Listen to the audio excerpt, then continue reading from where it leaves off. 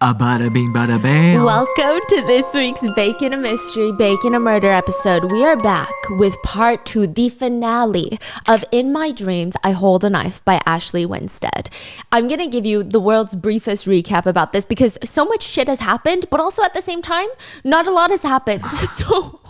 Okay, it's about 7 best friends in college. They called themselves the East House 7 because they lived in the East House building on Duquesne University campus. Which, by the way, Duquesne University is quintessential old money, private boarding school, college type of vibe, sweater vest, sweaters wrapped around the shoulders, $75,000 a year tuition for a liberal arts degree. No offense, love you guys, but is it really worth $75,000 a year? That's crazy, okay? That's the type of school we're talking about. And these 7 best friends, there's a lot of names, okay? And I feel like in part 1, your mind was exploding. So the first person we have is Heather. Heather is dead. She was murdered senior year, remember? Yes, I think so. Okay, yes. So a little bit about Heather. She comes from a really expensive background. Her parents are very wealthy. Everything she wears is practically designer, and she doesn't even realize it. Like, that's the crazy part. She's just like, it's just a shirt. Meanwhile, it's like 100% cashmere. And then we have Jack. This was Heather's boyfriend during college. He's also the one that is suspected of being Heather's killer. However, the police could not arrest him. They didn't have enough evidence. All they had was a pair of bloody scissors, the murder weapon, underneath his bed, which I'm like, you know what? I don't know if it's from the other research I do for other types of videos, but I feel like that was kind of a smoking gun. Like, I feel like people have been arrested for way less evidence. But he gets away with it, okay? Or they say. Then we have Jessica, who is the main person that we follow throughout this whole book. And this book goes back and forth. So the original current setting is the 10-year reunion. Everybody's going back to Duquesne to talk to everybody and like mingle and show off how far they've come 10 years after graduating. So we get flashbacks of the past and we just go back and forth and back and forth. And we mainly follow Jessica. Jessica is a Doritos girl. She's got a massive chip on her shoulder. I don't think she's ever eaten a fucking Dorito Lay chip in her whole entire life, and maybe she fucking should because she needs to chill out. It's not that serious. Girly pop, you don't have to spend 2 hours every night brushing your blonde hair in your New York City apartment just thinking about how perfect you are. Like, life is not that serious, but she is crazy. They're so delulu. Every single person is so unlikable and so delulu. She's the youngest female maid partner at a consulting firm in New York. She got issues. We'll get into those, okay? And then we have Mint, Mark Minter. They call him Mint. He is the heir to the Minter Group. His parents own like a real estate portfolio the size of your wee-wee. Like, it's massive. It's huge. That's the one you laugh at? That's the one you like right now? Seriously? Stop it. Stop flirting. Okay, so Mint is the rich boy. Yes. That she end up dating. Yes, right? but he really has no personality. His whole personality is the fact that his mom cheated on his dad. And his dad begged for his mom to stay. He's like, you can keep cheating on me. I'll just be a little cuck, okay? And Mark hates that. Mint hates that. Mint wants his dad. It's Mint or Mark? His full name is Mark Minter. So yeah. Mint, okay. He hates his dad for being a coward and he wants to be the opposite of his dad. But honestly, there's just like nothing behind the eyes. I don't know how to describe it. Nothing behind the eyes except dollar signs, which I guess is a lot, but also at the same time, nothing. Then we have Coop. Okay, so Jessica is mainly dating Mint. This is kind of pertinent. She's mainly dating Mint from freshman year to senior year because she loves the value that he brings. She finally is becoming somebody. At this point, she's broke. She's in credit card debt just to wear some of the clothes that the other girly pops are wearing at this school. But Mint is really who makes her stand out on campus. Without Mint, she's just another nobody. Why does Mint like her again? Oh, because she practically worships him and he's got a crazy inferiority complex, it seems. Got it. Oh, yeah. And then we have Coop. Coop is the bad boy. He be dealing drugs. Yeah. Yeah. He's just a bad boy. He doesn't Jessica care. secretly loves Coop. Loves him. There's like an electric charge between the two of them. They just like want to get naked and see each other's private parts. Wait, they did crazy. it? Oh yeah, they did do it. She cheated on Mint with Coop, who also happens to be friends with Mint. Here's the thing with Coop. He comes from a background with no money, but everybody wants to be his friend because he literally doesn't give a fuck. But not in the way that Jessica doesn't give a fuck. Jessica's all like, I don't care. Meanwhile, she cares. She'll take Adderall at night just to get the highest grades. But Coop, literally just everything seems to come natural to him. Making friends comes natural to him. His grades come natural to him. He's just a likable person, I guess. Then we have Frankie. Frankie is the football star. He's also like Mint's dog. He be chasing after Mint. He's like, Mint, oh, let me hold your books for you in my big muscular arms, Mint. Let me do this. He's a football star. His dad vicariously lives through him. And that's about it. Oh, we have Caroline. Nice girl. The nice girl. Caro is so sweet. She's like the puppy dog of the friend group. She just chases them around. She's the one during winter break. She'll call every single one of them. I mean, okay, we all need a friend like Caro. But during the holidays, she's the one that will always text you, even after they graduate. She's the one that texts you, Happy Thanksgiving, just thinking of you. That's Caro. Oh, we have Courtney.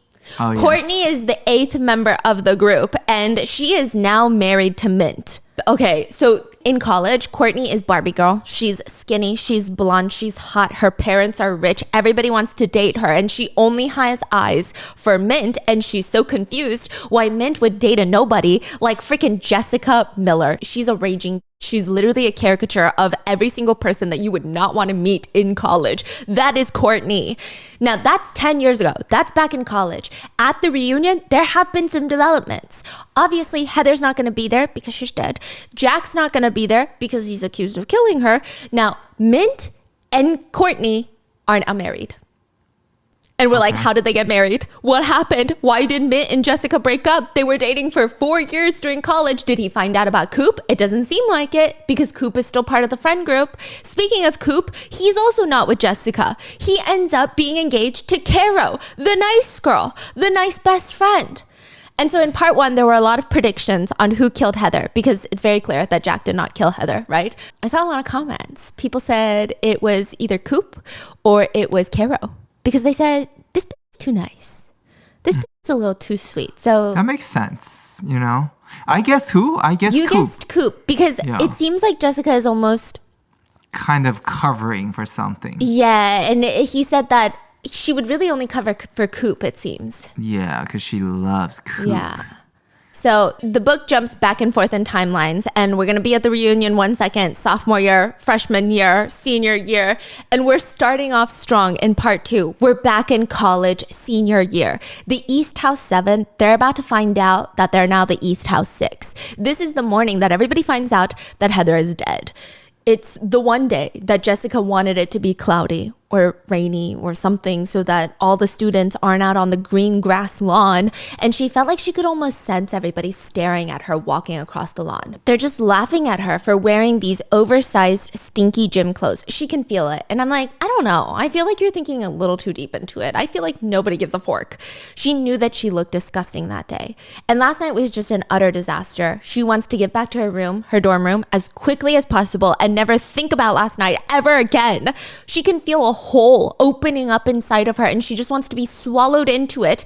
She just needs to get to her dorm room, get out of these unfamiliar clothes that has this weird scent of detergent that she's not comfortable with, and it just seems like she's doing some sort of walk of shame is what I'm gathering. And some went down last night. But when she gets to the dorm building, there's this massive crowd outside just gathered. Not even just outside the building, but she inches past, she gets to her floor, and the whole hallway is lined with students. And she's like, what the is going on? Like, nobody is up this early in the morning on a weekend. Everybody's drunk and hungover from the frat parties last night. But she gets to her dorm room, all of her friends rush over to her. Well, what's going on? So Mint, Jessica's boyfriend, he doesn't look like he slept at all. This is the rich boy.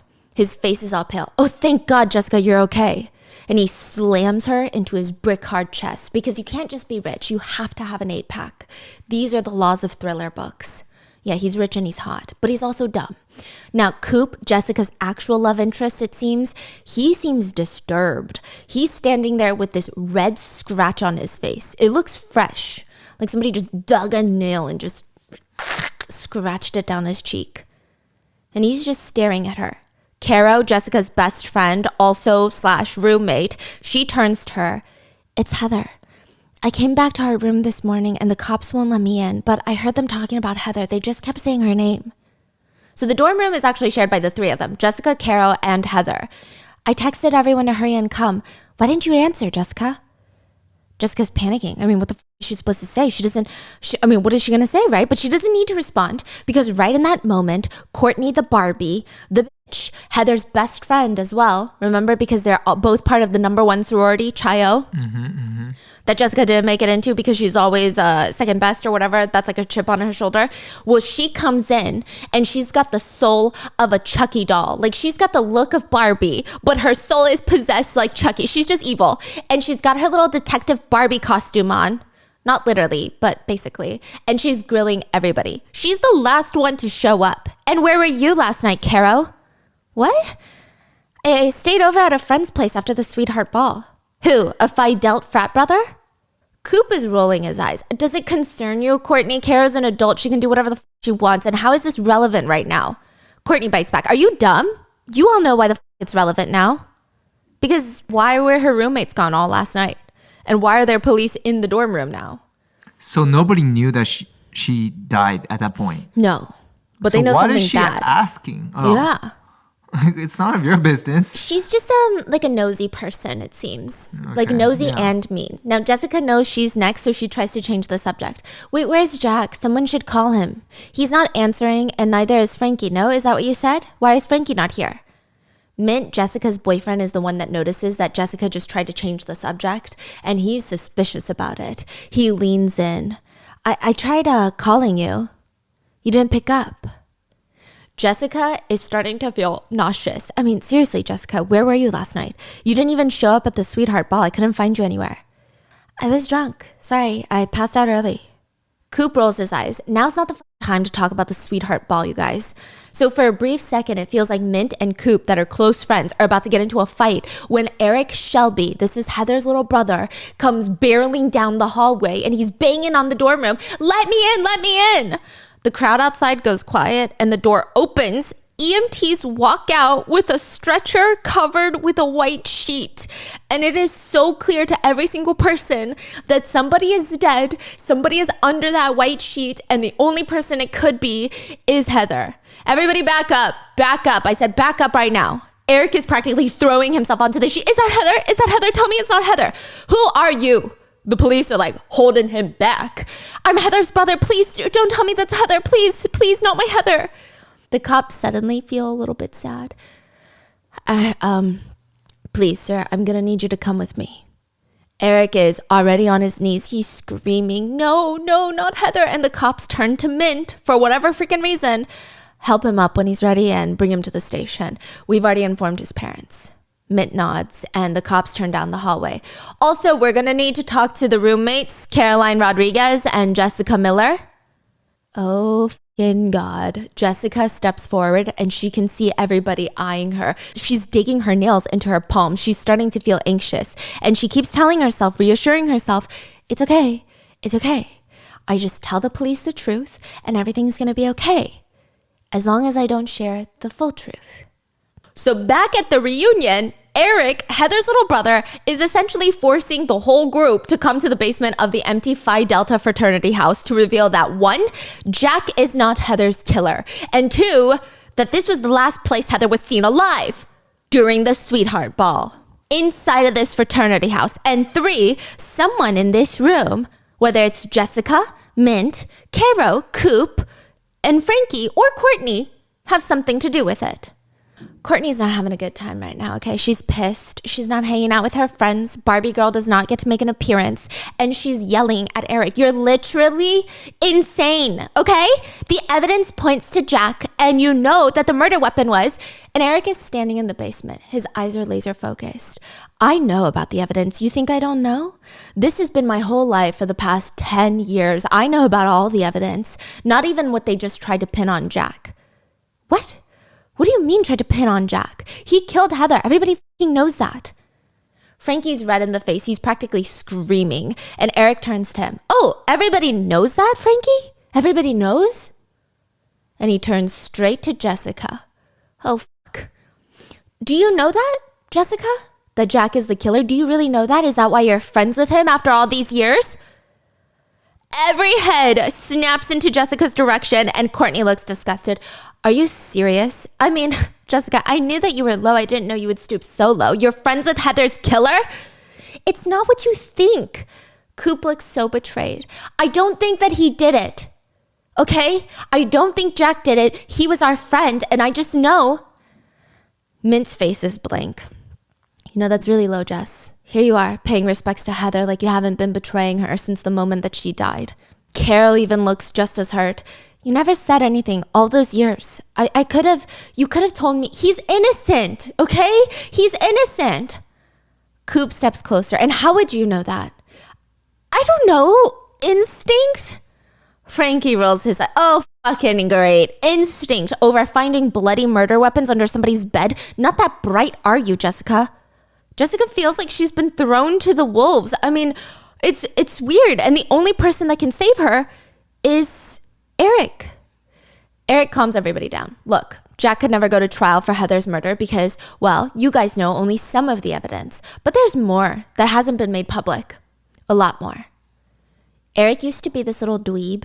Like he was this skinny little boy, Heather's little brother, that all of them thought was so nerdy and never wanted him to be around. And then he would just be in the corner at parties. But now he's this calm, tall. He looks broad in his suit and he looks like he's out for blood. He walks closer to Frankie. There's stuff people don't know, like your little secret. Jessica's mind starts spinning. I mean, how the hell does Eric know Frankie's secret? How? I know where the cops found you the night my sister died. Eric smirks and he turns to the others. Best friends, huh? How well do you all really know each other? Jessica has to do something because this is not how it should be done. This isn't fair. I mean, this is wrong. She steps forward. Eric, don't, please. For 10 years, I let it pass, but now it's time. Hours after Heather was killed, Frankie was found off the top of the Brooksman Bridge. Okay, that is true. Frankie was found and he wasn't with the group in front of the dorm. Remember that morning? He wasn't there. Neither was Jack. Eric turns to him. Tell your friends, Frankie. Come on. Tell them what you told the police that morning. That you were so wrecked with guilt that you were trying to self-exit. Isn't that what you said? But you never told them why. Why don't you tell us? It's time. Tell us why you felt so much guilt that morning. Courtney gasps. I know. Courtney, I swear to God, for once in your life, shut your goddamn mouth. This is Jessica. Now, Courtney is glaring at Jessica. Her warning is almost like an invitation. Now she really wants to say, God, you're so pathetic, Jessica. Frankie always joked about wanting to steal Heather away from Jack, remember? Mint's eyebrows are scrunched because this is his best friend. Yeah, but that's all harmless, babe. I mean, right, Franks? Heather went home with Frankie that night, the night of the sweetheart ball. He took her home. I never told police because I was sure that Jack did it and it would just get messy, but I'm certain Frankie was the last person to see Heather alive. And then he tried to self-exit the next morning? Well, that changes things, doesn't it? Wow. Frankie is looking at each of them and he's breathing faster and I did it. Okay, fine, I did it. And he starts sobbing. I heard her. Junior year, after a party at the Phi Delta house, Frankie was carrying Heather down from the upstairs loft. She's drunk. She can't make it back to her dorm by herself, and Frankie is the only one that's able to carry her all the way back. Jack is standing next to Frankie, protectively watching all of this, and when they step down into the foyer, they see all the heads. This is like their junior or sophomore year. They see all the heads of the Phi Delta fraternities, the seniors, standing over a freshman's unconscious body. This guy is knocked out on the couch. His name is Danny Greer, and he's important because he recently came out. He's the only Phi Delta brother to come out, which doesn't mean that he's the only gay one. Well, the book says he's just the only brave one. And these brothers are doodling X's all over his face, and Jessica is pissed. But Jack interrupts them first. What the hell are you guys doing? What does it look like, Jack? Cleaning up the degenerates. How are you guys still so backwards? Coop looks disgusted. No wonder I never wanted to join your stupid cult. The brothers look at Frankie, the football all-star. Come on, Franks. How about setting your friends straight? Frankie gets it. Why don't you guys? Everyone whips around to Frankie like, are you serious? Do we have a homophobe in our friend group?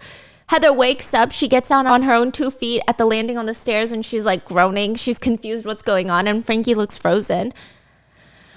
They're right. Danny he's not one of us. It's fine, but you can't be what he is and be Fidel. It just doesn't work that way. Jessica feels so betrayed in that moment. Like he just punched her in the chest. Caro's eyes are wide and she looks disgusted. And Jack is just staring at Frankie. Jack, the nice guy, smacks him on the chest. Wow, Franks. Didn't know that you could sound just like your dad. Congratulations.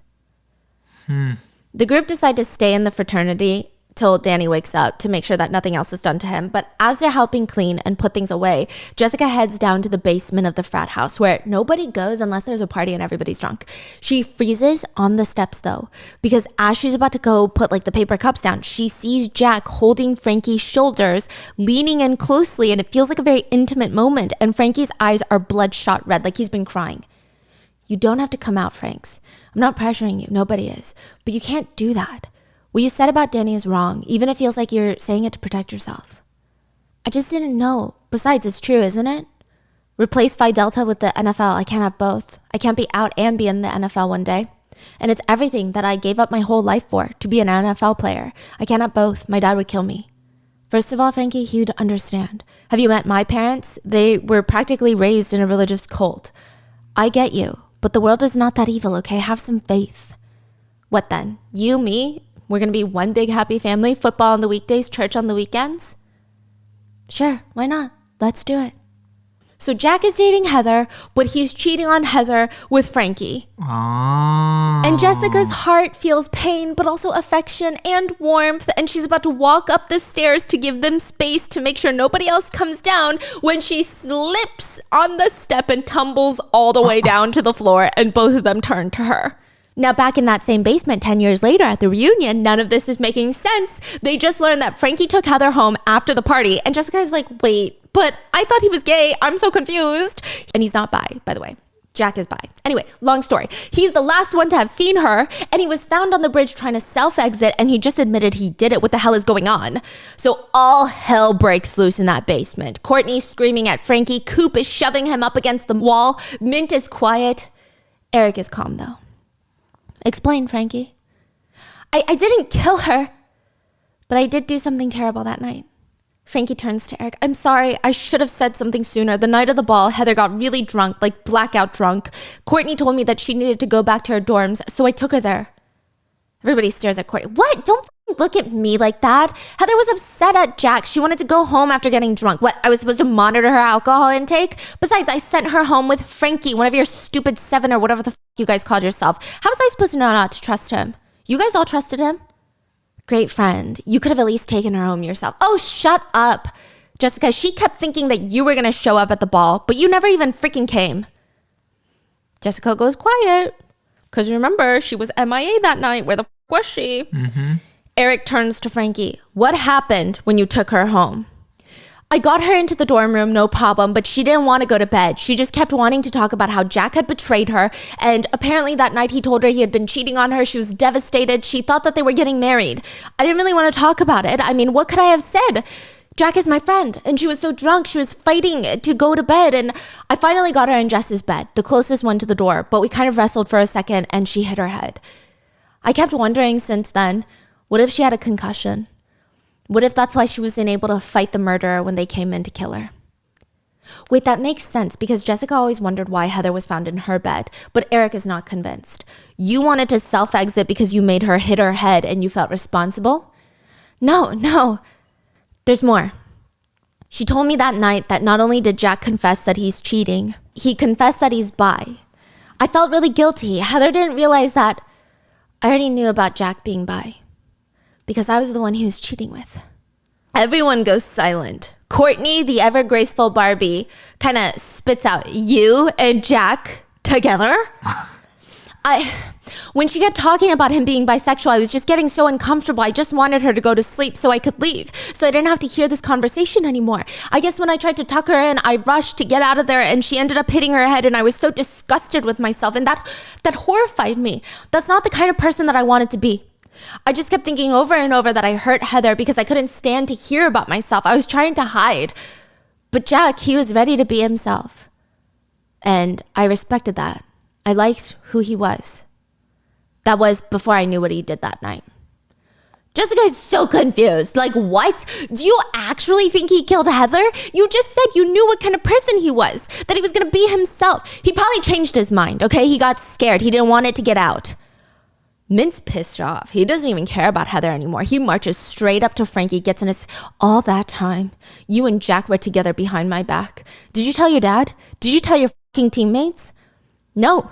Michael Sam's the only NFL player that's come out, and look what happened to him. His career is over. I can't risk it." Eric clears his throat. "Just so you know, the autopsy showed Heather had 3 major bruises on her head and 5 minor injuries, none that caused a concussion." Frankie closes his eyes like he's trying not to sob. But it is strange, isn't it? My sister, someone who would fight to the death, she didn't put up any kind of fight, no skin under her nails, no defensive wounds, nothing.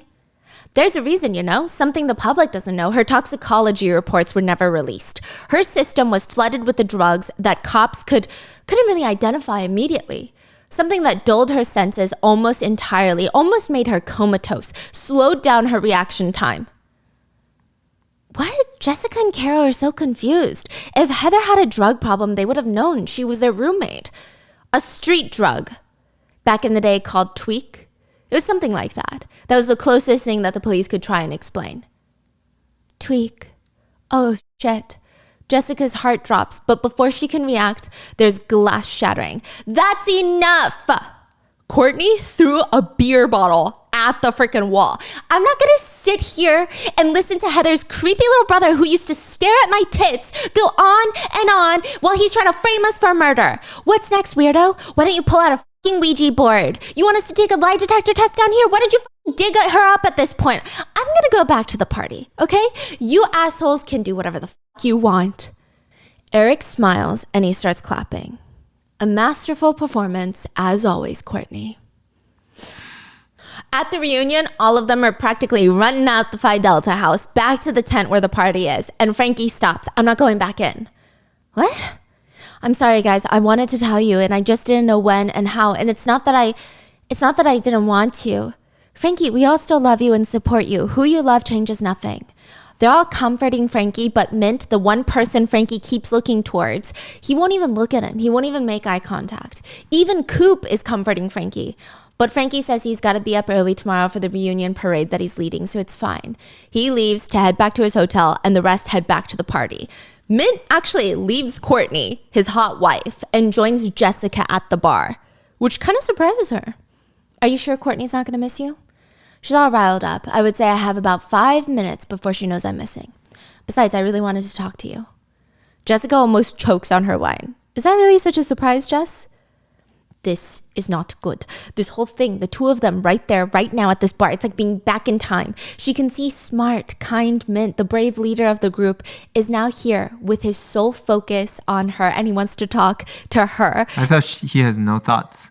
Yeah. But she sees a smart leader. She sees money signs. Money sign leader. Money sign leader. Money sign leader leading the checks to the bank. Again, he wants to talk to her. And all she wants to do is ask him, "Do you regret it? Do you regret breaking up with me? What did I even do? And do you love Courtney, really?" But she just says, "I miss you too. But what's with you and Frankie?" "What do you mean? Are you really that upset that he's gay?" "What? No, I don't give a fuck about that. But he hid it from me for years, so yeah, I'm pissed. We were best friends, and they went behind my back, the both of them, to do whatever they were doing, and it makes me feel like some sort of idiot, some chump. Like, Mint, you're not like your dad, okay? No one betrayed you. It wasn't just..." And there it was. Old Mint, same angry Mint. "No one betrayed me, huh? Then how did you even know? Besides, I forgot you knew the story about my dad." So remember, Mint's dad found out that his wife was cheating, and then he felt like a chump. Mint was embarrassed. It's like a whole thing. I don't know what his complex is. He's weird. Yeah. Like, Nepo Baby cannot stand the feeling of embarrassment, even a little bit. It's weird. Anyway, she's like, yeah, I mean, well, we used to be friends. Of course I knew about your dad. I'm sorry, by the way, about him passing last year. I should have reached out. It's fine. It was a blessing anyway. He was miserable and alone, and honestly, he deserved to die. Mint sounded so angry. And we used to be a lot more than friends, Jess. Before Jessica can respond, Courtney walks over and she puts her hand on Mint's shoulder, and she's pissed and she's drunk. Jessica, just admit it. You lost, so get over it and get over my husband. Jessica can hear everybody stop and whispering and giggling around them. But she looks around and she realizes they're not laughing at her. They're laughing at Courtney. They hate her, even her so-called sorority Chayo best friends. Jessica takes a sip of her wine. Get over it? My college boyfriend cheated on me with you, married you, and 10 years later, you're still talking about it. I feel sorry for you, Courtney. How little must you have in your life to still be about this? Someone once told me that underneath your Chinese diet pills that you smuggle in, all your designer clothes, your bitchiness, you're just an insecure little girl who desperately wants to be liked. How right they were. You can stop lashing out, Courtney. We get it. We see it. Wow, they are going at it. The other girls, and also, does this not sound like a comeback that you come up with in the shower? But like you're like, you know what? I'm going to tell my high school bully. I think she waited 10 years for this line. Oh yeah. She's been crafting every single sentence of this line for the past 10 years. The other girls, they also waited 10 years for this moment for Courtney to be put in her goddamn place. So they're all kind of giggling and laughing. And Courtney storms out. Mint follows. And one of the girls in the crowd raises her glass at Jessica. And she raises it back. This is straight from her reunion fantasies, okay? What she dreamt about and the adrenaline. She's about to pass out right now. And then on top of that, the crowd goes quiet. Mint breaks in through the crowd. And he's back. He puts his hand around Jessica's waist in front of everyone. Leans in and whispers in her ear, I'm sorry about her. She just needs to be alone right now. Dude, that is crazy. It's like a drug right now. She's on drugs right now. They're staring into each other's eyes. And he asks her. Wait, this is not a dream? No. Huh. And he asks her, can you come talk to me? Jessica's about to nod, but over Mint's shoulder, she sees Coop. And he doesn't look good. His shoulders are tense. He walks off into the woods by himself. Some things never change. Here's the age-old question, Mint or Coop? Now, a year after college, Mint and Jessica were going somewhat strong. They really only have each other. The rest of the group had fallen apart. They held on to each other for dear life. Mint in law school in New York City. Jessica is in this entry-level job at the consulting firm. She's honestly at rock bottom. Side note, this is in 2008. So like no jobs were hiring. Everything's going to shit. Heather is dead. Their friend group is falling apart. They all moved to different parts of the United States. Mint and Jessica all have each other. That's it. And when she's at rock bottom, one day at dinner, her favorite restaurant, Mint takes her to her favorite restaurant, an expensive one. And she can just feel it. I mean, there's nothing to celebrate right now, which means there's going to be something to celebrate, which means, is he about to freaking propose?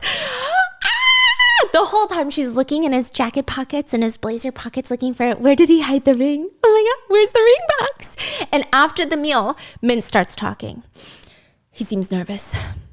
I want to talk to you about something. It's important. She's been waiting for this moment. She's like, how does my hair look? Jess, you know I love you. I've loved you since freshman year. And I love you too. The anticipation is going to kill her. She's thinking about the wedding already. Who are they going to invite? Everyone gets to come over. She's going to be Jessica Minter. This year with you has been better than I expected, Jessica. But the thing is, I don't think it's working. I'll always be grateful for us and for you, but I think I've been trying to keep something alive that should have died a long time ago. Dang. She drops her steak knife. What? The truth is, last year when there was a reunion at Duquette, you didn't go, but I did, and I cheated on you. Oh. Yeah. That night that I didn't come back, I told you I slept over at Frankie's hotel. The truth is, I got wasted. I went to Wendy's with a bunch of people afterwards, and I'm not proud of this, but I f***ed Courtney in the bathroom. And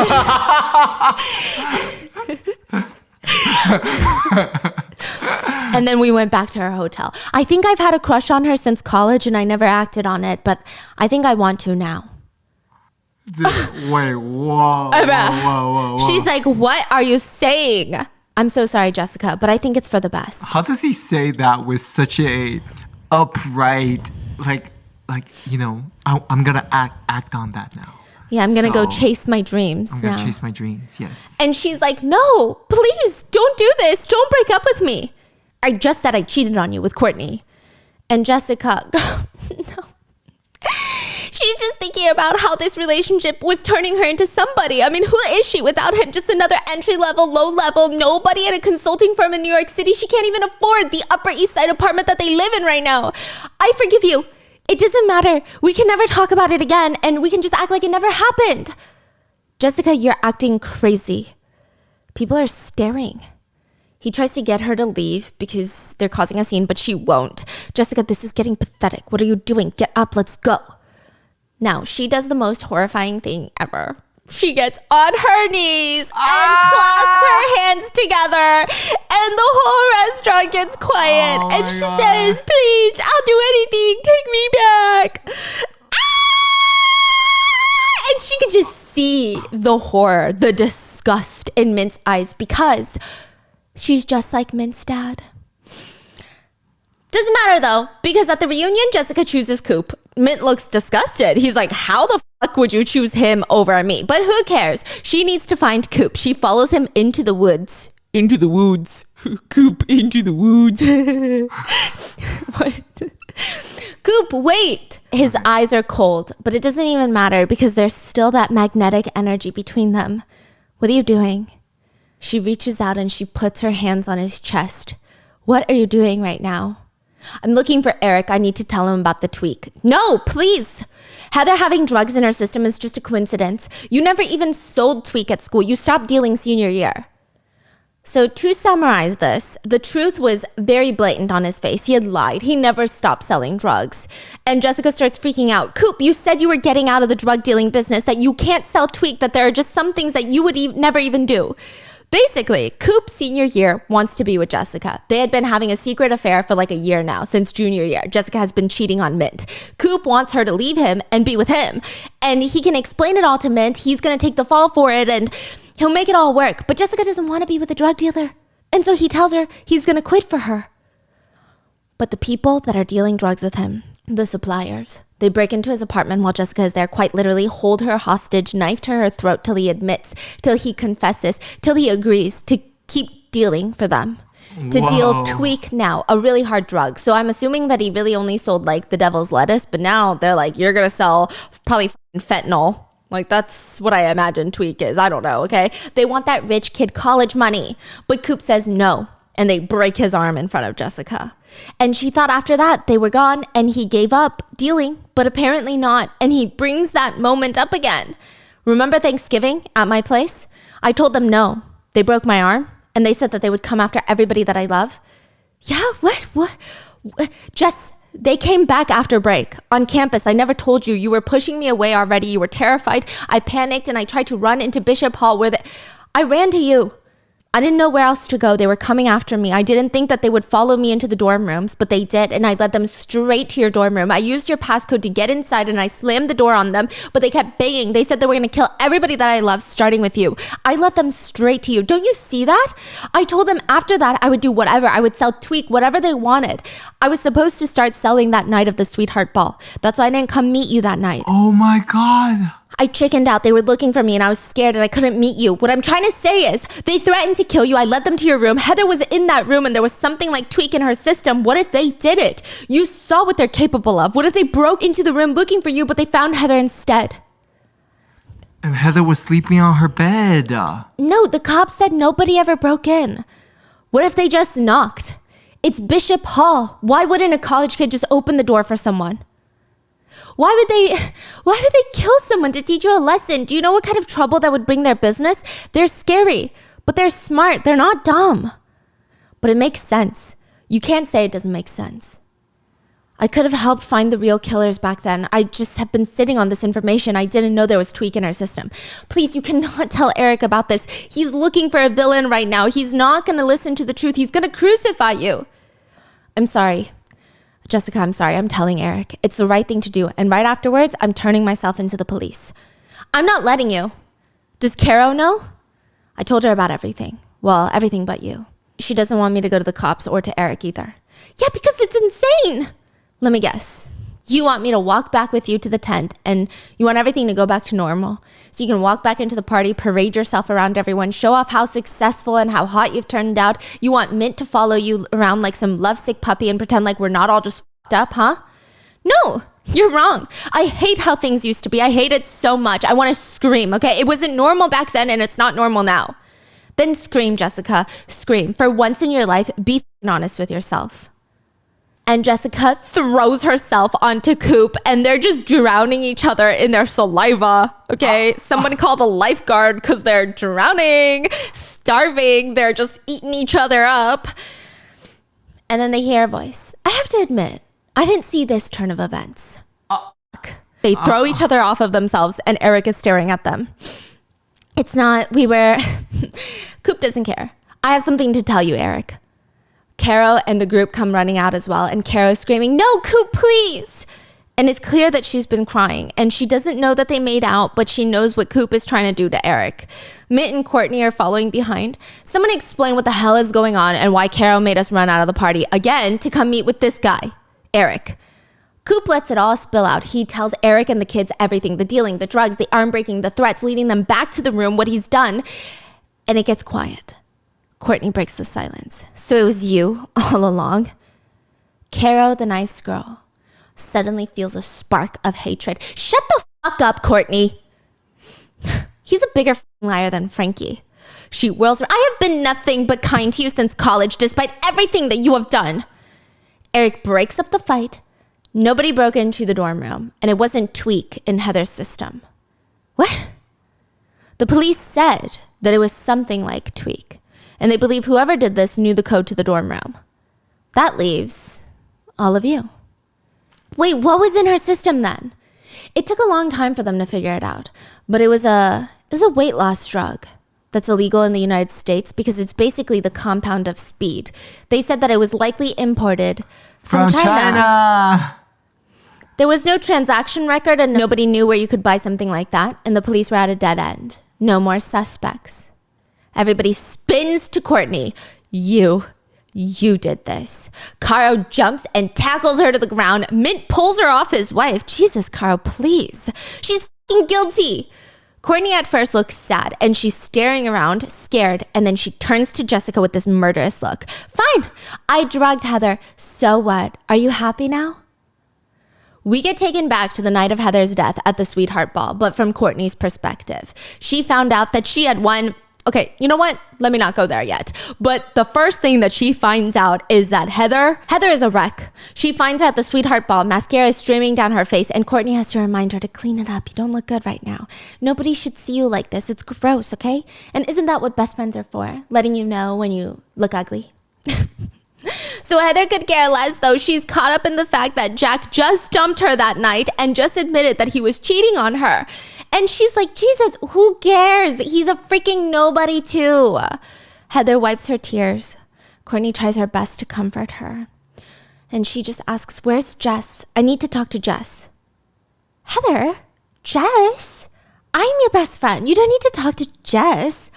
No, he lied to me about a lot of things and Jessica knew about it. She kept it from me. I have to find her. I'm honestly not surprised. Jessica's a horrible person. Heather's still crying and it's kind of hurting Courtney. It's tugging at her heart, but she pulls her in for a hug. Hey, it's okay, Heather. Don't waste your time crying about people who don't respect you. You're the one that has the upper hand. They're the ones losing you, so don't get sad. Get even. Now go clean yourself up. Oh, Jesus, the mascara is getting a little ridiculous. Your face looks like a Jackson Pollock painting. Sure, thanks. All fun and games, right? Courtney feels great. She feels like she's a best friend to Heather. She's just diverted this whole crisis. She's going to help her feel better until Frankie comes up to her and is like, where did Heather go? We'll make sure she sticks around because she's the sweetheart. She's winning the Sweetheart Ball. So the Phi Delta brothers get to choose the sweetheart of the year. Uh-huh. And they chose Heather. And Courtney is pissed. That doesn't even make sense. Even getting into their number one sorority, honestly, Heather only got in because she's Courtney's best friend. If it wasn't for her, she probably wouldn't have even gotten in. Courtney has to figure out what to do, and quickly. And the idea comes to her naturally. It's wrong, but no more than hurting Heather, right? But no more than Heather winning. The whole thing is wrong. She pulls the diet pills out of her purse, goes to the basement, mixes it in with a beer, swirls it around, and there. Heather's going to go home, and they're going to crown Courtney. She runs into Heather, running out of the bathroom, all cleaned up. I thought about what you said, Courtney, and you're right. I'm going to get even. During Parents' Weekend, I'm going to tell Jack's parents everything. His parents left me, and they're so religious, they're never going to forgive him for what he did. He cares a lot about what they think, even if he says he doesn't. We'll see how he likes having his life ruined.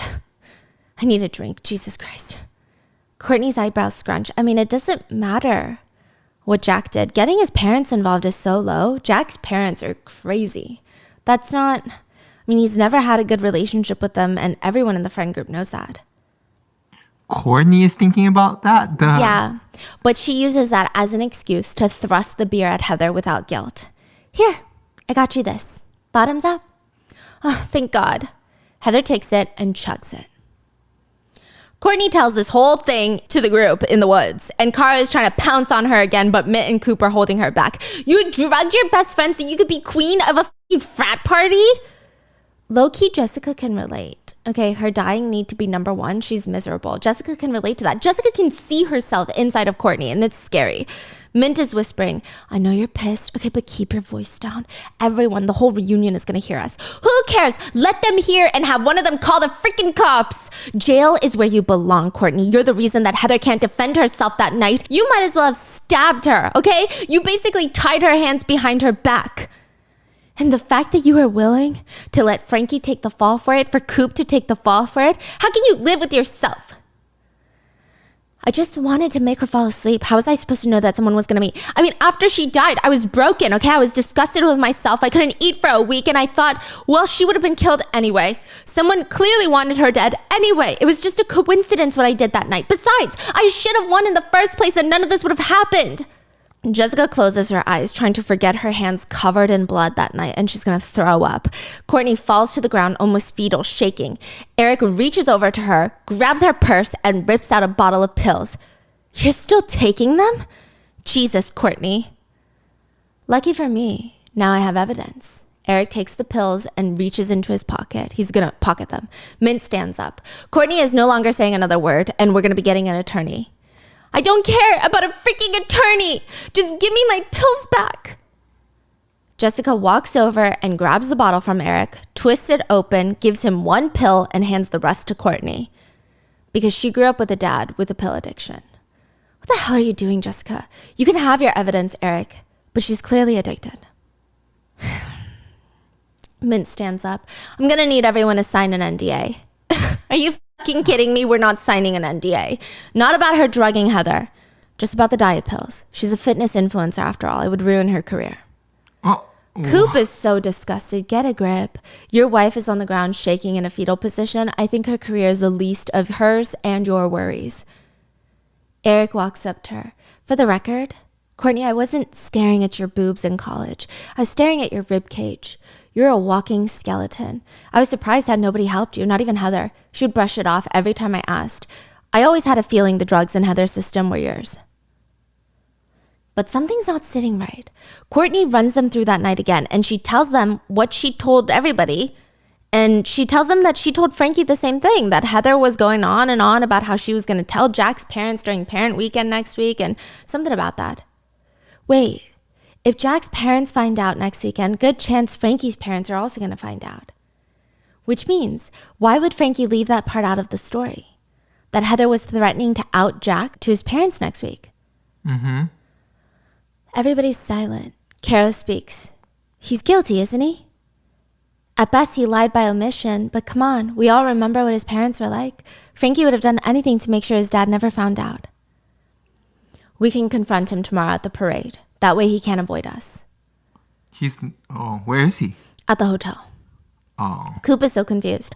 You want us to accuse Frankie of murdering Heather in front of hundreds of other people? What choice do we have? That might be our only shot to solve Heather's murder. Eric is eyeing Jessica. And since when did you care? Since always? Since now? Well, whoever else cares, see you tomorrow at the parade. And with that, Eric slips back into the trees. And that night, everyone goes back to their hotels and they're going to confront Frankie tomorrow. Or at least that's the plan, right? Except Jessica. She stays in the empty white tent watching the staff clean up everything that's ruined. But maybe that's what she needs to make things right, to finally move on from this group. Everything that she went through during Duquette, maybe the only thing she can do is dive into the past to be fully healed from it. And she hears a voice behind her. She knew who it was before she turned. You really don't like being alone, do you? It's Coop. I thought you would have left with Caro. Coop puts his finger to his lips, walks over to the bar, grabs a bottle of whiskey, slides it under his jacket, and walks off. And he looks back, and it's the look to follow me. Whew. So she walks out, follows him, and they sit at the little picnic table outside of the East house that they used to live in. And he's just taking sips of the whiskey bottle, and so is she. What do you know about addiction? My dad. Oxycontin at first, and then whatever else he could get his hands on. You never told me. Yeah, well, it was something I never wanted to talk about. I wish you felt like you could trust me, though. Well, I don't trust anyone. How lonely for you, Jessica. You should let people in. Let them see the good and the ugly. Then you'll know whether it's real, what you have. Jessica smiles, and Coop had turned into a good man, or maybe he'd always been a good man. She didn't know, okay? But some truths are too ugly to survive the light of day. And she's trying to kick the memory away again of that morning when Heather is dead. There was blood all over her, and she was just walking around disoriented with blood all over her arms. Ugh. Why was it so good here during college, before everything? Coops takes the whiskey bottle out of his mouth. What? Well, I mean, I guess you had your best friends that you spent every waking second with, so we didn't have time to be lonely. And you had real love. Yeah, well, look how that turned out. Mint is the Stepford husband to Courtney, isn't he? He reaches over and brushes the hair behind her ear. I wasn't talking about Mint. I mean, what's going on with these people? Like, they're still, like, cheating and having feelings and... They're so unlikable, no? Yeah, why don't they just get together? Like, what? That's what I'm saying. But Jessica's whole thing is too strong.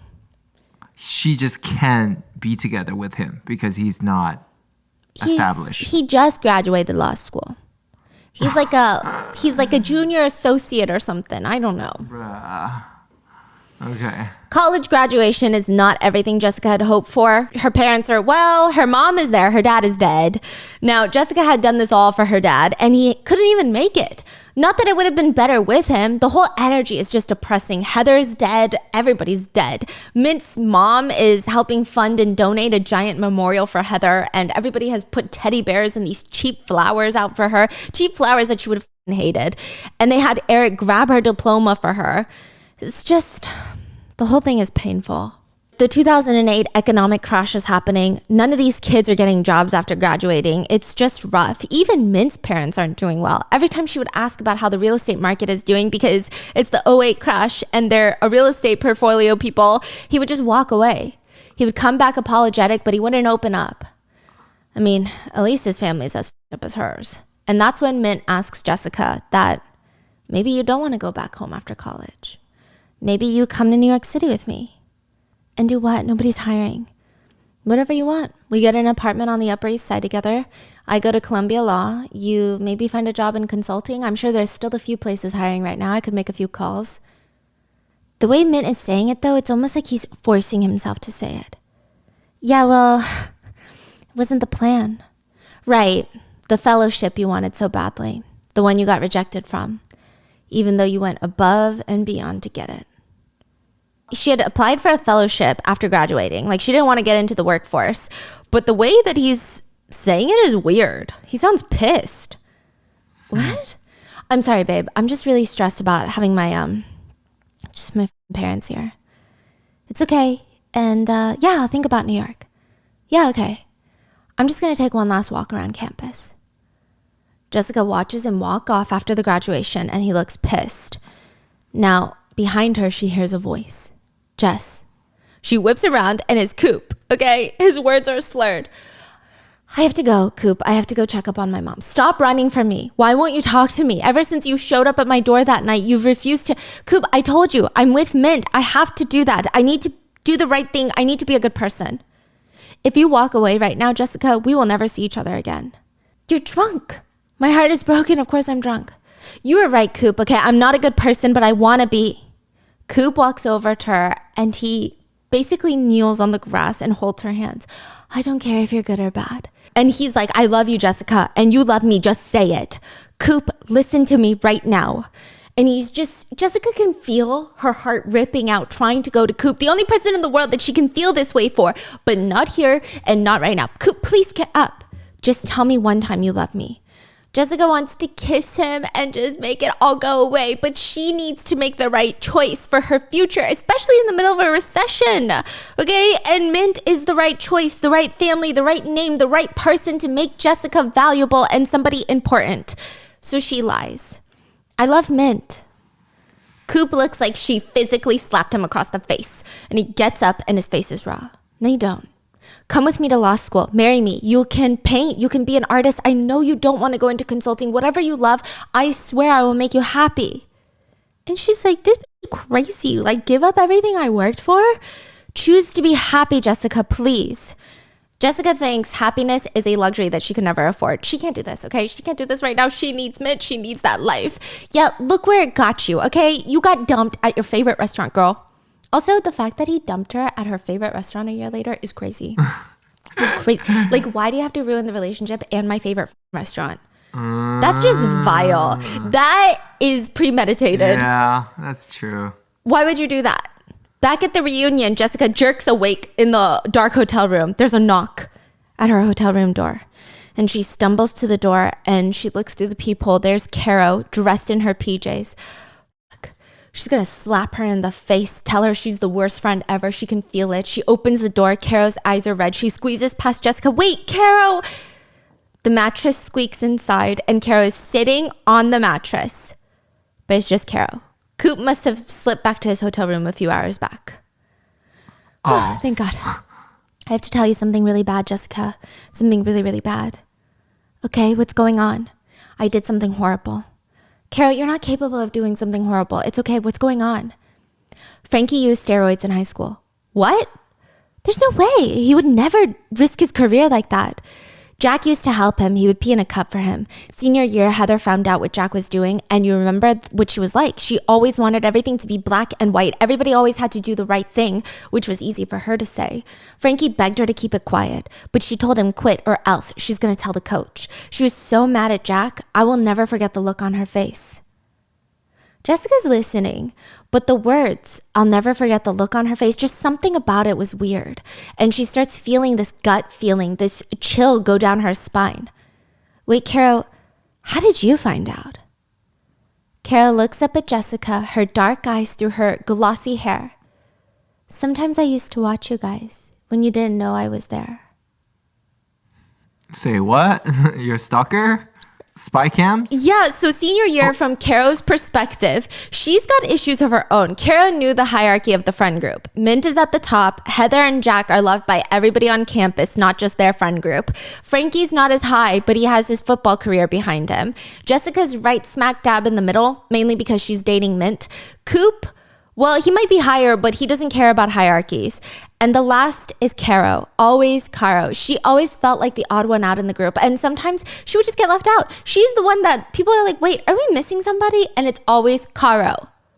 And so she would just watch them when they didn't know she was around, just because she wanted to know what was going on with them. What were they thinking? If they were going to abandon her soon. She just wanted to listen. She just wanted to know what they were up to, okay? That's it. And when they would walk around campus, everybody would be in sync, even Jessica. The way they would step, it's almost like an army. People would step out the way. But Caro, she tried. After a while, she would always fall out of beat. One cold winter day, Caro was following the three, Jack, Frankie, and Heather, and she overheard the conversation. Heather was screaming at them about how she found the drug test cup with Frankie's name on it in Jack's bathroom. And she's like, why? I mean, you're clearly not smoking weed. Which, you know, used to piss her off because everybody should be smoking weed. So what the hell is he doing, huh? They tell her about the steroids. Kara's blood is pumping while she hears Frankie explode, not with anger, but desperation. Why are you even taking them in the first place? Heather, because I have to. I have to play better than everyone. You have no idea the pressure that I'm under from school, from my dad, from myself. I have to get drafted into the NFL. There is no other option for me ever. But what about the side effects? What if it messes with you for good? Did you ever think about that? I would pay any price right now, any price, Heather. Look, I can't let you do this, not to yourself. Come clean with the coach. He's going to want to help you get clean without letting this get out. No, please, I just need one last game to get drafted. I'm sorry, but that's not good enough. If you try to use Jack to help cover for you, I'm going to tell your coach. Jack is disgusted. He's shaking his head. What is wrong with you, babe? You never care about who follows the rules, but now suddenly you do? It's about what's right and wrong, Jack. You're trying to ruin your friend's career. Not if you guys do the right thing. What? Doesn't even make sense. Yeah, they storm out of the room and Kara is hiding behind a stack of chairs and she comes out and she feels this anxiety, this adrenaline. Heather is going to ruin the friendship of the seven. She's going to ruin all of their lives. Carl is going to stop her no matter what it takes. The next day at the reunion, at the parade, they're all going to confront Frankie because now there's even more motive Jessica knows about, the steroids. Jessica's feeling unsettled though. She keeps wondering what Caro knows about her, what she saw her doing. Everybody has things they need to be ashamed of. Anyway, they hop onto Frankie's float where he brings them up in front to wave at everyone and it's just like freshman year again. Remember the whole float disaster? Anyway, it's awkward, it's uncomfortable, but what can they do? And everyone in the crowd is wearing Saints jerseys. They love Frankie, but Eric cuts in. Oh yeah, he's also on the float. We're here to ask about Heather. You guys are here to freaking interrogate me again? Frankie looks so betrayed. You knew Heather was going to confront Jack's parents that weekend at Parents Weekend, right? And that your parents would find out too about you? That's pretty big motivation to kill Heather. Kill her and your secret is safe. Frame Jack, the guiltiest looking party, and your career is intact. I can't believe you guys right now. I didn't tell you about Heather's plan because it made her look ugly. But I knew that she would never have gone through with it. And how could you have been so sure? Because she cried to me that night about telling me about Jack coming out and she felt guilty about it. She said the whole thing with Danny, that I was homophobic and that I would try to kick him out of the fraternity and I would out him to everyone. She died thinking that I was a raging homophobe and she gave me all the ammo I needed on Jack. That's right though. Jessica nodded. Heather always tried to protect Jack. Always. Even till the very end. She would have never told his parents. She would never hurt him like that. She was just upset and she wanted to let off steam. That's why she said what she said. Jessica knew Kara was going to kill her for this, but she couldn't not ask. This is the only chance she has. Did you stop taking the steroids senior year that Heather confronted you about? Jack was helping you get away with it by peeing in a cup, right? Everybody's whipping their face at Frankie. Are you suggesting Heather knew more to ruin Frankie's life right now? Wait, did Heather tell you about the steroids? Not important right now. Answer the freaking question, Frankie. Mint shaking his head. There's no way Frankie would cheat. Okay, you guys? It's true. I was an idiot. I messed around back then and Jack helped me. Heather caught us. She scared the hell out of me and I stopped. But Jessica's confused. Why didn't Heather rat out Frankie to the coach? It just doesn't make sense. Something's not clicking. The puzzle's not puzzling. But Mint is pissed. All that talent was drugs all along? No, my career has always been me, okay, Mint? Coop gets defensive for Frankie. People in glass houses, Mint, should not be throwing rocks. No, it's okay, Coop. Mint's right. I'm tired of being someone I'm not, and I'm tired of this, and it's time to have more faith. And before someone could figure out what the that means, he grabs the mic from the float and he says, "Happy reunion, Duquette. My name is Frankie. For those of you who don't know, I led the football team to the championships while I was here at Duquette, and then I was drafted by the Saints. And you won the Super Bowl!" Someone screams from the crowd. And I won a Super Bowl. Yeah, maybe two. Who knows? This year's looking pretty good. But let me tell you some things about me that you might not know. Wait, what is going on? He's losing that? What is he doing? Besides winning the Super Bowl, I love the color blue. I love a good steak. And I'm a proud gay man. And the crowd goes from cheering to suddenly frozen, and Jessica's freaking out. We gotta do something. Coop leans in. I'm gonna take off all my clothes right now and run through the campus butt naked if you're with me. What? No, I'm being serious. We gotta do something right now. And then the storm hits. It sounds like a thunderstorm, but it's not. It's a tidal wave of everyone in the crowd chanting, "Frankie, Frankie." And Frankie is taken off the float and being paraded around the campus. Which, like, you know what? I love it. And I really do hope that we have advanced in society like this. But, like, I don't know sports. I'm just a girl. But last I heard, it is not easy to come out in the NFL, okay? But, like, hopefully this is the dream, right? Anyway, he's getting tossed around like the king of the show, which he is. Good for you, Frankie. And the rest of the group, they join Eric back at the back of the float because they still have a murder to solve. And Caro speaks first. I don't think Frankie did it. Same. But what does that mean? Where are we going to go from here? Eric smiles like the ghost of Christmas past. I told you the Frankie theory doesn't match the evidence, or at least not all of it. Time to look at the big picture, connect all the dots. He pulls out 3 pieces of paper, 3 pictures, one from freshman year outside East House, second sophomore year from their trip to Myrtle Beach, and final one, the final day of junior year. The worst part is that on all 3 pictures, Heather's face has been scratched out like a serial killer, and Jessica's stomach plummets. I started investigating 2 days after you guys graduated. Eric describes how he unboxed all of our stuff. Police had packed it all in a hurry. I mean, they were just in the dorm room, shoving whatever they could find into boxes and shipping it back to Heather's. It took a second to puzzle these pieces back together, but Heather's face is X'd out in all of them. And I know one of you did it, so confess right now. Senior year, the day before Christmas, the morning Jessica's father overdosed. She woke up from a dream that she was trapped with a gun to her head, and it was just miserable. Now, Jessica has all these memories of her dad when he dies the next day. It's a lot. Apparently, he graduated from Harvard, worked at this random, like, iron factory, and everyone, his parents always told him, just wait, he's gonna use his degree, he's gonna become somebody one day.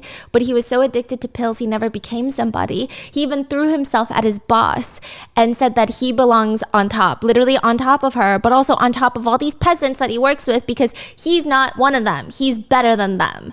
It was a whole thing. He got fired. He came home. His wife, Jessica's mom, was freaking out. And so Jessica had heard all of this when she was a little kid, maybe elementary school. She tried to draw him a picture of his beautiful life and this whole story about how he's a king and he married a queen and they have a princess together, and he hates it. He's high on drugs and he's like, I hate it here. I want to move to DC and do something with my life. Why do you guys keep holding me down? Yeah. Even at the funeral, his parents showed up and screamed at Jessica's mom. It's your fault. You trapped him with your pregnancy. You made him miserable. And now look, huh? No one cares that he's gone. No one cares that he's dead. He was supposed to be somebody. Jessica went back to school during winter break to be alone. And she just kept thinking that's going to be her. She's going to be like her dad. Nobody will care. And she knew what she had to do. Dr. John Garvey is the campus celebrity. He's double Harvard, undergrad and PhD, economic advisor for 2 presidents. His classes are nearly impossible to get into. Tall, thick, dark hair, starting to gray, maybe handsome when he was young, but this is her shot. Hers and her dad's shot. She's gonna do it for her dad. She walks into his office. He doesn't even look up. He's just packing up his stuff. And she stands waiting for him to say something. You're hovering. I have something to ask you, Dr. Garvey. Spit it out then. I'm applying to the fellowship program, and I know that I've gotten A's in all of your classes. You wrote on my last paper that I had sophisticated thinking, and I was hoping you could write my recommendation letter for me. He stops what he's doing, looks up, scans her head to toe. Name? Jessica M. Dinner. A what? Dinner? Oh. If I have to write you a recommendation, I'll have to get to know you, won't I? What do you say, Miss Miller? How bad do you want it? So she walked in asking for that, and the teacher straight up harassed her like that? Yeah. Are you kidding me? Now, Eric is staring at them with the pictures of Heather's face all X'd out. It was one of her roommates, which makes the most sense. So either Caro or Jessica. Caroline, it's you, isn't it? Perfect, loyal friend, secretly jealous. Heather had a plan, a future. And you? You were a film major, barely a 2.0 GPA. The only one in the group that didn't soar high like a bird. It's you, isn't it? An elementary school teacher now, is it? Life's hard. It's not what I originally planned, but it's a noble profession. Why were you so obsessed with your friends? You didn't even care about your grades or your future. It was always about your friends. You memorized their schedules. You called them day and night. You know what Heather said about you? Coop steps in. Fuck off, okay? Carol had nothing to do with this. She said you were her little stalker. This looks like something a stalker would do. It is you, isn't it? Did you stop wearing your cross after Heather died because you knew that killers are not accepted in your faith? What made you unworthy of it? You were angry at Heather when she died. I know it. She told me. Why did you confront her? What happened? Why did you threaten her? Carol explodes. She was gonna get Frankie expelled. She was gonna tell his coach. I couldn't let her. I was spying on her when she confronted Frankie and Jack. Okay, I'm sorry. Coop looks taken aback. Like, who the fuck is he engaged to? What do you mean spying? I used to eavesdrop on all of you, okay? It was a bad habit that I outgrew. Courtney rolls her eyes. Oh my God, she is a fucking stalker. Oh my God, did you stalk me? I didn't stalk anyone. I just needed you all more than you needed me, and I was scared you were gonna leave me. I was the odd one out, and I just wanted to be a part of something. Everybody's quiet because that's very uncomfortable, but Eric is pissed. Very good at playing the victim. Poor, pitiful Caro. I found out Heather scheduled a meeting with Frankie's coach. I confronted her. I said if she did, I would tell everybody that So back in sophomore year, there was a girl whose tape was leaked. I told her that I would tell everyone she was the one that leaked it because she was jealous about Amber getting all the attention. Wait, Heather leaked it? No, but I told her I had the original file and I could make it look like she did. It was a bluff, but she believed me, and I told her if she ruined Frankie's life, I would ruin hers too. Damn, girl, you're ice cold. So you threatened her with more pictures. These, with her face all X'd out. No, those aren't mine. I would never. I wanted to cherish our memories, not do that. Eric jerks towards Jessica. In that case, there's only one person left. Tell me, Jessica, what did Heather do that made you want to kill her?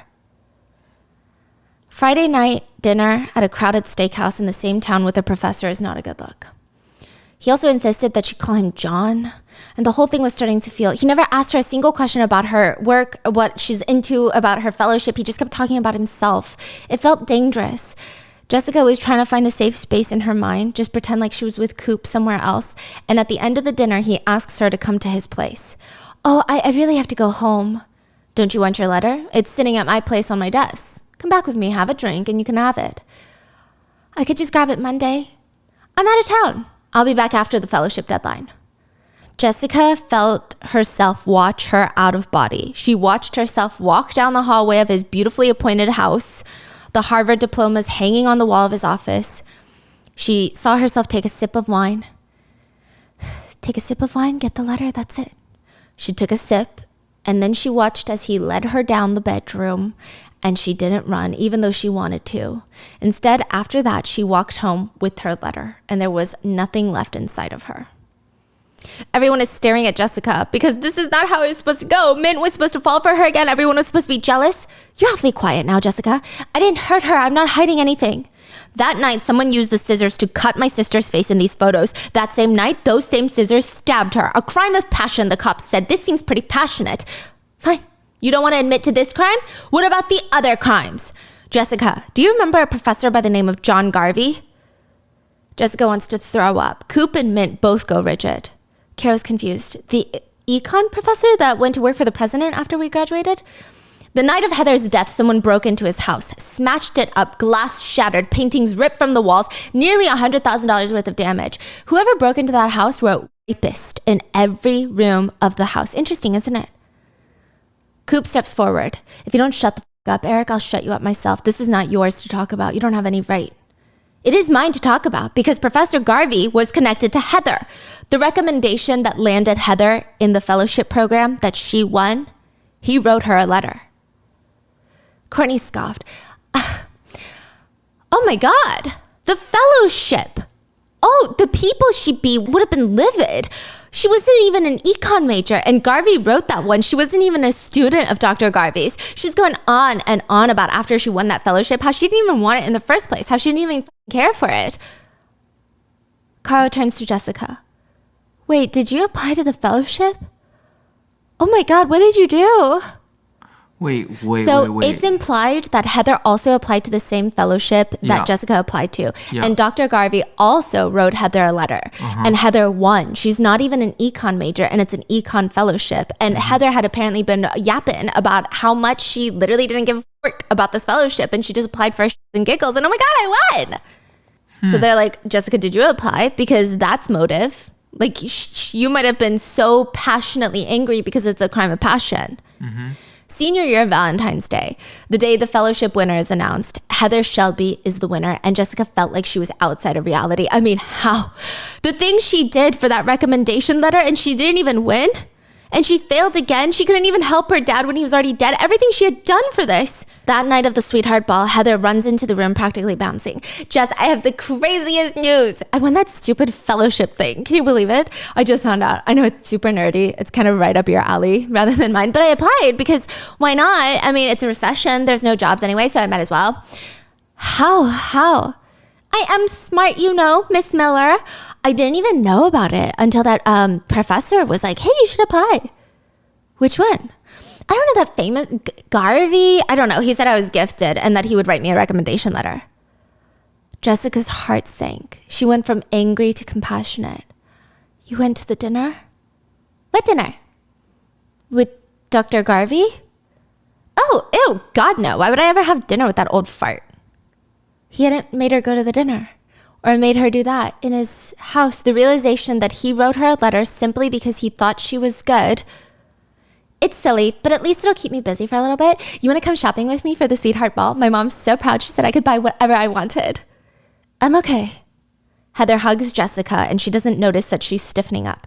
Oh, tonight's going to be so good. We're going to celebrate together at the sweetheart ball, okay?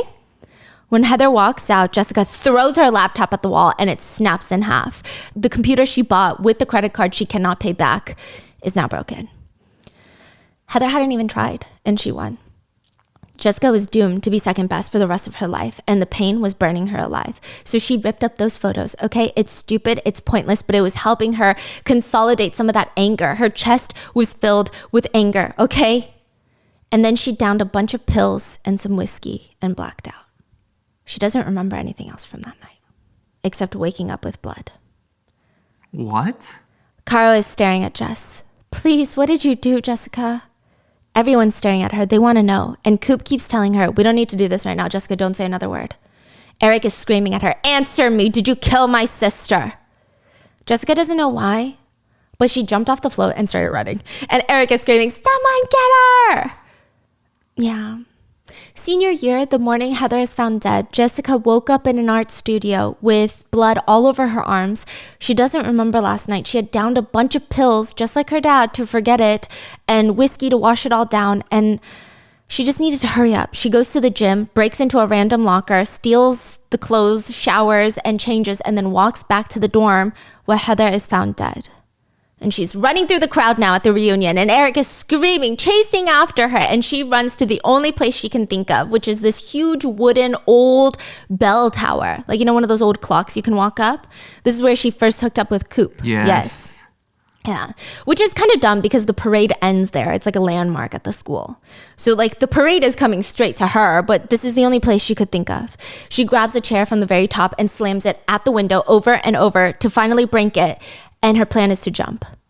And she hoped her friends knew how sorry she was for all of this. And she's about to when she hears a voice behind her. How did you know I was here?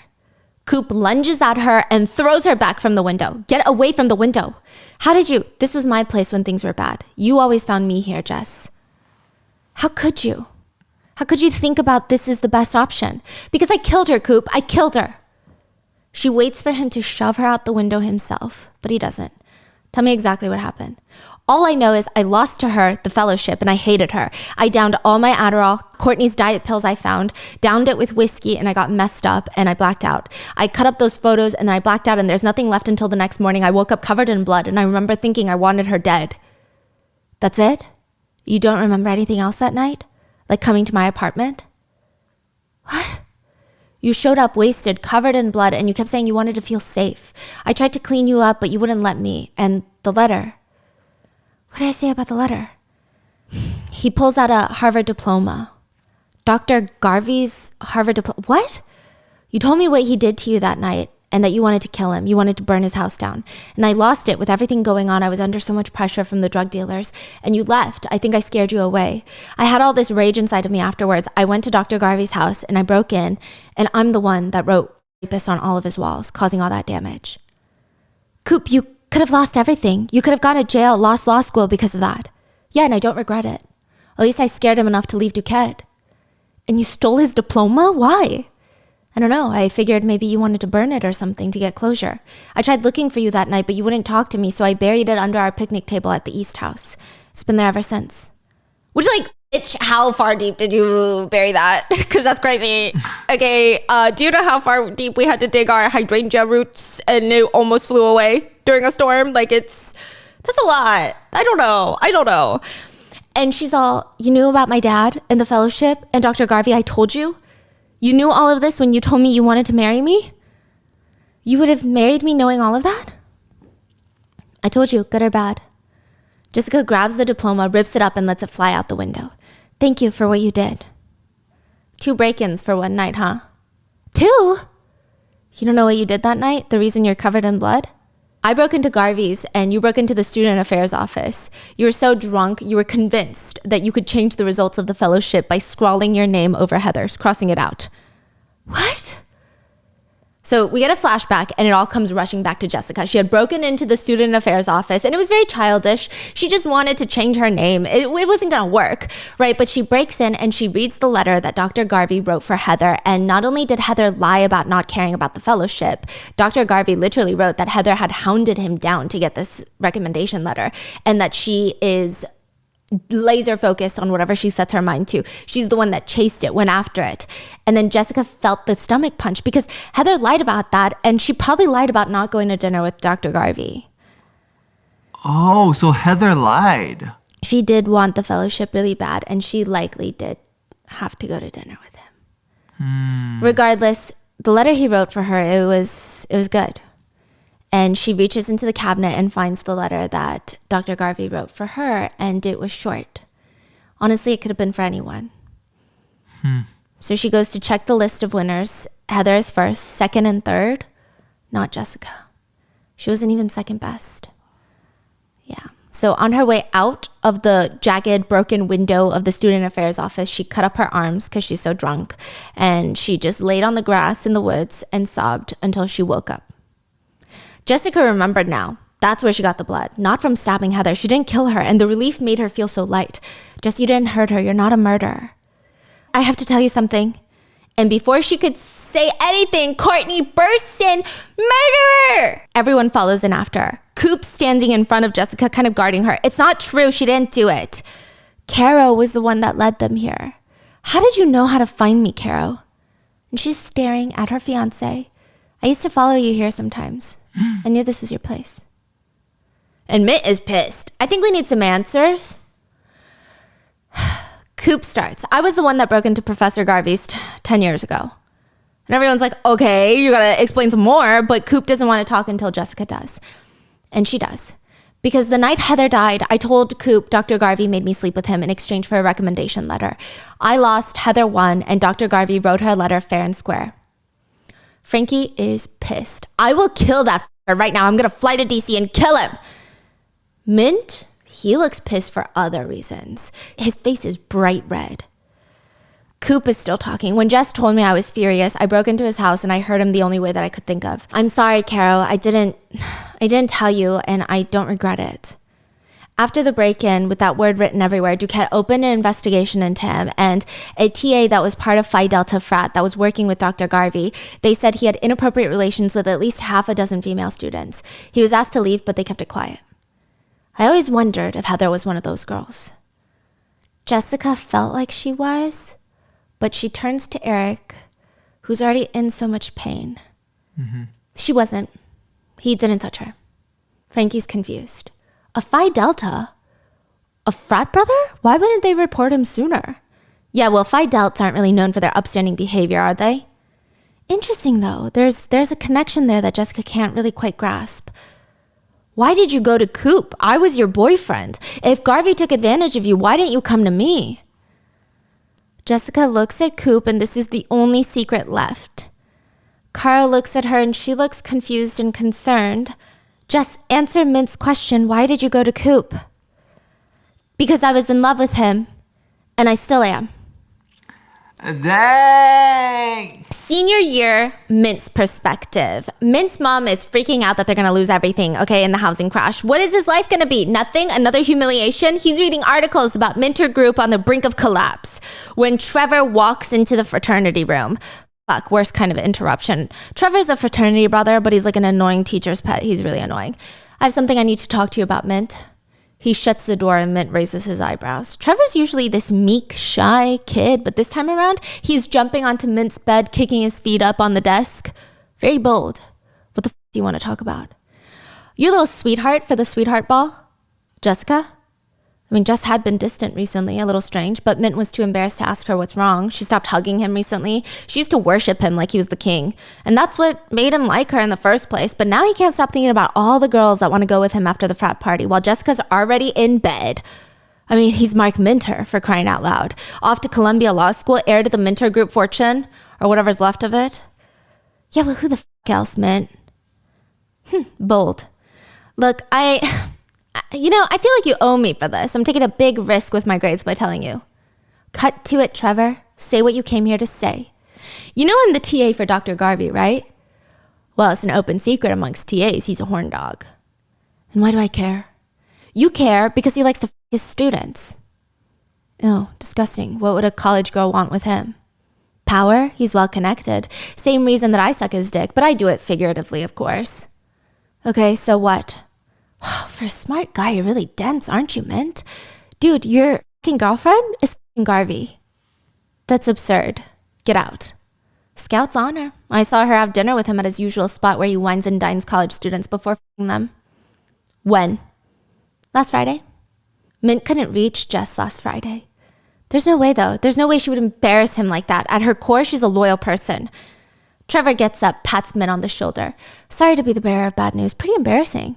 I'll try to keep it quiet, though. Wait.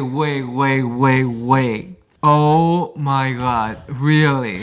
Mint could feel his knuckles gripping the desk. Embarrassing, just like his father. He's getting cheated on. So that day, he hunts Jessica down, and when she sees him, her face is pale, and she's supposed to be the grateful one, the one that's happy to even be with him and adore him for him, worship him. Hey, what are you doing here? At a break, I wanted to come talk to you. What's up? What color dress are you wearing, sweetheart, so I can get a matching bow tie? Instead of smiling, she flinches, like that's the last place she wants to be. Pink, I think. Hey, by the way, last week, Friday, I threw that party. Sorry I couldn't make it. Yeah, what were you doing anyway? I was with Caro, girls' night, just wine and popcorn and stuff. And Mint feels guilty. I mean, just look at her. Of course she's grateful. She would never cheat on him. He gets up, kisses her on the forehead. I'll see you at the ball, okay? I mean, what part of that does he not understand that it's not a simple cheating? Yes, she's cheated on him with Coop, but he doesn't know about Coop. Yeah. That's cheating. But with this like, teacher thing, it's much essay, darker than that. Yeah, it's not just like, oh, let me just sleep with this old dude because I like. Is he like a little... I told you, nothing behind the eyes. Yeah. You know what? Okay, I do think some of these people are very one-dimensional in their trauma. They have a trauma tree and they only bark up that tree the whole book. But I will say, it's a good read. If but you like, don't think too yeah, much. if you're not like, really? That's a little delulu. Yeah. Like, who actually did that? Like, you could be a little more slick with it, you know? Yeah. Anyway. But I guess this is the second layer of this guy because we thought he was just like nothing. Yeah. But he has. So he's like, see you there. Mint chases down Caro, who confirms, yeah, that's not what happened. She's like, what do you mean? I thought Jess was at the party with you. Mint sees red. He wants to wrap his hands around Jess's neck. I mean, how dare she? So at the sweetheart ball, he has a plan. He's going to confront her in front of everybody, make her cry, make her get on her knees and beg for him to take her back. And he's not going to. Mint and his friends are just going to watch and shake their heads at how pathetic she is. He's no longer going to be the butt of the joke. Yeah, that's exactly what he has to do. While getting ready for the sweetheart ball, someone snickers at Mint. Must be hard to know that your girl is sucking a 60-year-old dick more than yours. Oh. What did you just f***ing say? Everyone starts laughing and Trevor steps up. I have to say, Garvey must have more game than Mint. He even has a few girls on rotation. Damn, Mint's getting sloppy seconds from a professor? Same day, lots of shit's going on. Hostile takeover at Minter Group with mom and the guy on the board that she's cheating on his dad with. Dad tries to self-exit by throwing himself out the window, survives in the hospital. It's a whole lot. Now, back at the tower, Mint is red in the face. You and Coop? But Jessica's only focused on poor Caro. You and Coop in college? Coop nods, and the whole room is silent. What? Courtney smirks. You've got to be kidding me. Dating Mint and cheating with Coop, and Caro's your best friend, and you never told her? Wow, East House 7 is really a crock of shit, huh? Caro turns to Coop. You never told me. Because it was never over, was it? Otherwise, you wouldn't care if I knew something about the past, something that happened so long ago in college. Frankie jumps in front of Mint, who's practically ready to throw him and throw Jessica out the shattered window. It's not enough for you to f the professor in public. You had to screw my friend too? Mint, calm down. You're a fucking whore the entire time. Do you know how badly you humiliated me with Professor Garvey? That's just the tip of the iceberg, wasn't it, huh? How long were you fucking Coop? Who else? Huh? Who else since you're so easy? Mint's getting closer, almost pushing her closer to the window. Wait, how did you know I went to dinner with Garvey? You knew about him? Of course I knew. That's how it fucking works when your wife is cheating on you, okay? Everybody knows. Frankie's like, bro, calm down. You mean girlfriend? Coop tries to put his arms up. You have every right to be mad at us, but you're pushing it. Mint is laser focused on Jessica. No, you were gonna ruin me and you didn't give a f. You know what happened? Garvey's TA told everyone what you did and they were all laughing at me, just like everyone laughed at my father and you made me weak. Jessica steps back, crunching on the grass. Mint, back down. I'm sorry, I didn't mean to make you feel like your father. Quickly, Mint lunges at Coop, shoving him headfirst into the wall. Caro screams. Frankie goes to tackle Mint, but Mint thrusts his hand out, warning him, don't you dare touch me. Mint, please, I'm sorry for everything, but I don't think my father was a coward and he never fought back, but not me. You're right, you're not him. You're fucking doing it again. You're emasculating me. You know I shattered Trevor's face in front of everyone because he disrespected me. He couldn't talk for weeks. He had to have his jaw stapled shut. But you were so much worse than him. I wanted to break your fucking neck. Yo, this guy needs to be locked up, y'all. Yeah. Like, there's so much going on, and this is where you're about to murder someone? And Eric steps forward. But you didn't, did you? You did it to Heather, didn't you? Mint is raging. Mint screams, I thought it was you. Senior year, Mint had a plan to get Jessica on her knees at the party, right? But she's not showing up to the party, and like the whole thing is stressing him out, and everybody knows that his family's gonna be bankrupt, and there was just rage. He slips into their dorm room, and he thinks Jessica's in bed. Get up, Jessica, wake the fuck up and face me. And she won't wake up, and he kicks her. I'm not kidding, wake up. Go away. You think you can dismiss me, huh? He forces her onto her stomach and he spanks her, which is a little weird. And then she cries out, leave me alone. Which is crazy because it's clearly Heather's voice. Yeah. But that's fine. Yeah. Okay, I told you I hate you. I'm done with you. That's what Heather says, thinking it's Jack probably because she's like in a drunken stupor as well and she's drugged up. Huh, she hates him. How dare she hate him? And then he just like stabs her to death 17 times. And then at the end, he realizes it was Heather. And then he's like, oh, what do I do? So he hides the bloody scissors in Jack's room because better Jack than him. Yeah. Wow. And Eric explodes. You killed her? Mint grabs a shattered piece of glass like a dagger and he's gripping it, okay? Gripping it like...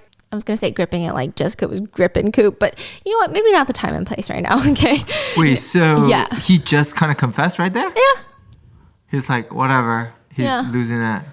Nobody come close. Caro's crying, Mint, no, take it back. You could never. You're our friend. Where were you that night? With the professor or with Coop? Courtney faints and collapses onto the ground, and Frankie tries to reason with Mint. Come on, let's put the glass down and go outside and talk about it. Stay back!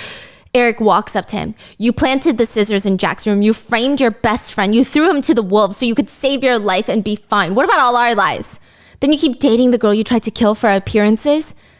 Jessica wants to throw up. For a year, she dated him. I felt bad eventually. I really tried to forgive you, Jessica, for Garvey, to move on, but that fire in my chest couldn't be put out. And as it turns out, good thing, because it wasn't just Garvey, it was Coop too. But now, I'm gonna finish what I started. I'm gonna do it right this time. You're gonna have to pay. Eric rushes to Mint. Mint kicks Eric square in the chest. Eric hits the floor on the glass shards, turning red. Coop runs at Mint. Mint slashes Coop across the chest, and he staggers backward. Jessica falls back onto the floor. Frankie pauses From all the shock, Mint uses that time to grab the lighter inside of Coop's jacket and he lights the couch on fire. And this couch, the exit is on one side of the couch. The open window is on one side. Mint and the couch is in the middle and it's on fire. So it's blocking the exit and all the other people from just Mint and Jessica who are next to this open window. He plunges the glass into her side and she feels shocking, burning heat, the pain. You're gonna die knowing you're a terrible person.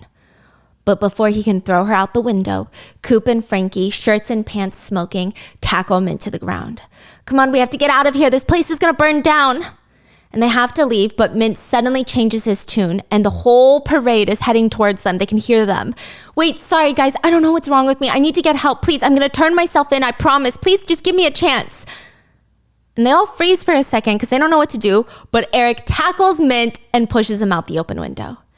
Jessica screams and they hear him crunch onto the pavement. And Jessica grabs Eric out from the window. Get back! All of you back!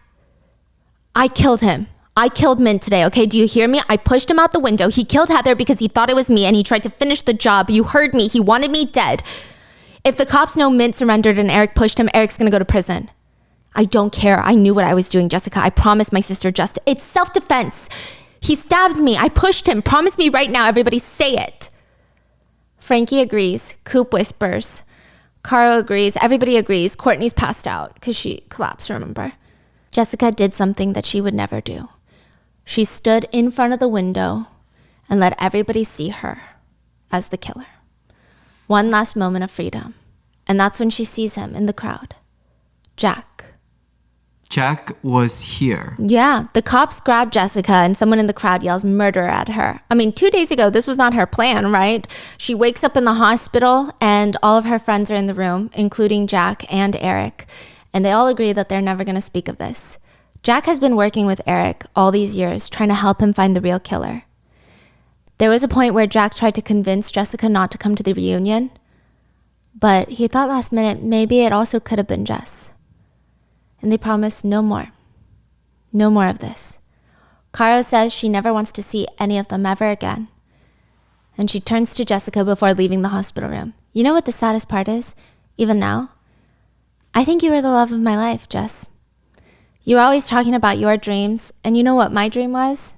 You. A real best friend. I would have done anything for you. Wait, Carl? Yeah, but she's saying like she just wanted a best friend. Like she felt like they were soulmates to be best friends. Cara leaves and Coop follows her out despite Jessica begging him to stay. Jack informs Jessica everyone thinks she's a hero, avenged her friend's killer, saved herself. They started a GoFundMe for her. Eric can finally get the closure. Frankie and Jack leave. Now it's just Frankie and Jack left in the hospital room with her. I'm going on the Today Show to talk about what I said during the parade. Jack smiles at him. I was proud of you. The best part is, my dad's coming with me onto the Today Show. He is. Yeah. So then Frankie leaves. Okay, everybody's getting a happy ending. Not really. And then Jack tells her that Coop dropped everything to stay in the state to help have her charges dropped. And after the hospital, there's press outside waiting for her because she's like a true crime icon now. Like a avenge her killer, whatever, the fork. And so she's like getting through all this press. They're all shoving cameras in her face and a motorcycle appears and she hops on the back. It's Coop. It's Coop. And they ride off into the distance. And that is the end of In My Dreams I Hold a Knife. Wow. Wow. Okay. Well, I do like all, they set up pretty good motive for everybody. Yeah. They're all pretty well I liked it. Set up. Me it wasn't too. like obvious or dumb. Yeah, and then all of it felt complicated at times, and I liked it. Yeah. And I liked that it was I liked the timeline of going back and forth. Yeah. Yeah, really, I couldn't have guessed because this Mint dude is how he is just a killer in disguise. Yeah, he's unhinged. Yeah, he's a monster. Yeah. I did like it. Yeah. No, what did you guys think of the book? Let me know in the comments. Was it the best ever? I don't think anybody guessed that though. Yeah, I didn't see any comments because I was reading the comments. I did see a lot of people that were like, I read it, I'm not going to spoil it. But I don't know. Did you guys guess it? Leave it in the comments. And I hope you guys enjoyed. And I will see you guys in the next one. Bye.